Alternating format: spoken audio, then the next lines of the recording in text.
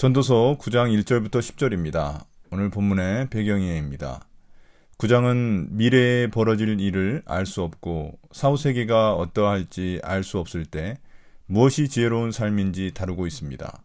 의인과 악인, 지혜자와 우매한 자 모두 죽음 앞에서는 평등합니다. 모두 죽을 운명이니 현재 주어진 삶을 기뻐하며 즐거워하고 사랑하는 가족과 행복하게 살아가는 것이 최선이자 지혜로운 삶의 태도입니다. 9장 1절부터 6절입니다. 죽음이라는 부조리.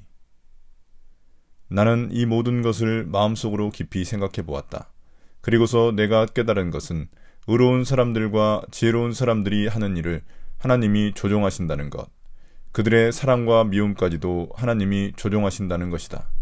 사람은 아무도 자기 앞에 놓여 있는 일을 알지 못한다. 모두가 같은 운명을 타고났다.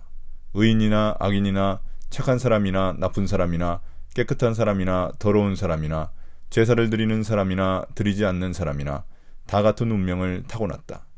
착한 사람이라고 해서 죄인보다 나을 것이 없고 맹세한 사람이라고 해서 맹세하기를 두려워하는 사람보다 나을 것이 없다. 모두가 다 같은 운명을 타고났다는 것. 이것이 바로 세상에서 벌어지는 모든 잘못된 일 가운데 하나다.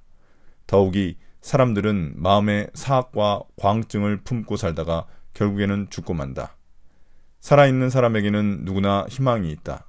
비록 개라고 하더라도 살아있으면 죽은 사자보다 낫다. 살아있는 사람은 자기가 죽을 것을 안다.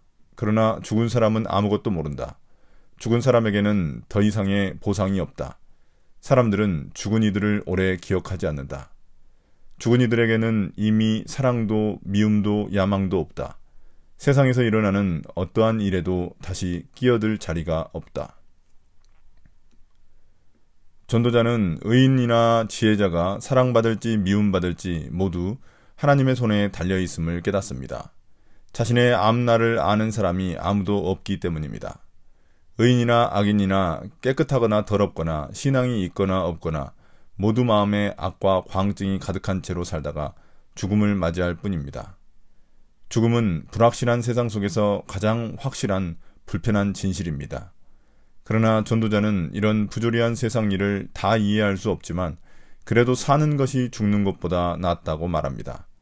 사람이 아무리 비천한 개와 같이 살더라도 죽은 사자보다 낫다고 말합니다. 살아있는 자는 노동에 대한 보상을 받을 기회가 있지만 죽은 사람은 자신이 살아있을 때 가지고 있던 몫을 모두 잃게 되고 더 이상 보상의 기회를 얻지 못하기 때문입니다. 9장 7절부터 10절입니다. 현재를 즐기는 삶.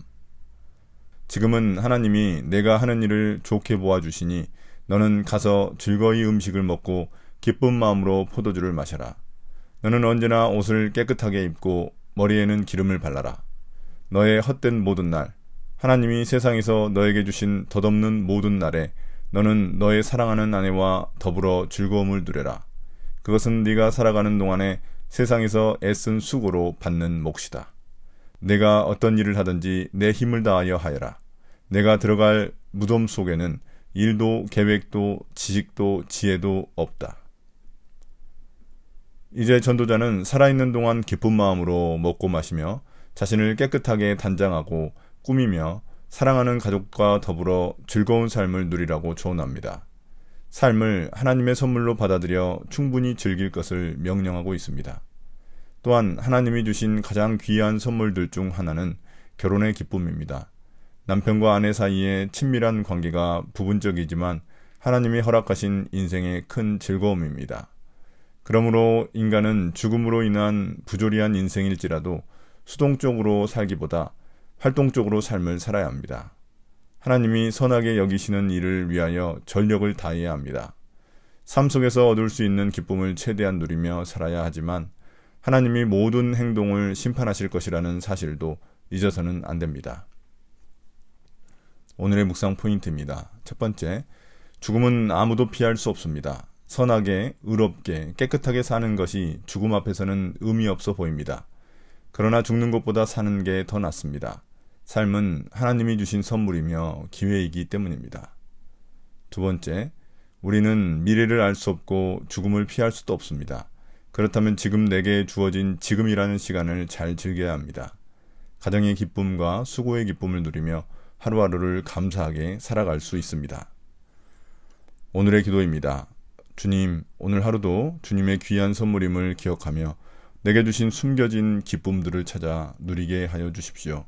예수님 이름으로 기도드립니다. 아멘.